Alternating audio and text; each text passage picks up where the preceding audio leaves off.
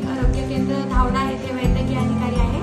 आज दिनांक 31/10/2025 येथे चेस्ट एक्सरे शिबिर आयोजित करण्यात आलेले आहे प्राथमिक आरोग्य केंद्र येथे सध्या 25 रुग्णांचं उपचार होत आहेत क्षयरोगसाठी।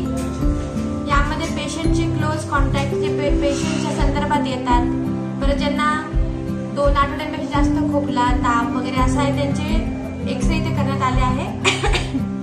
तसेच CYTB चे टेस्ट या शिबिराच्या अंतर्गत करण्यात येणार आहे।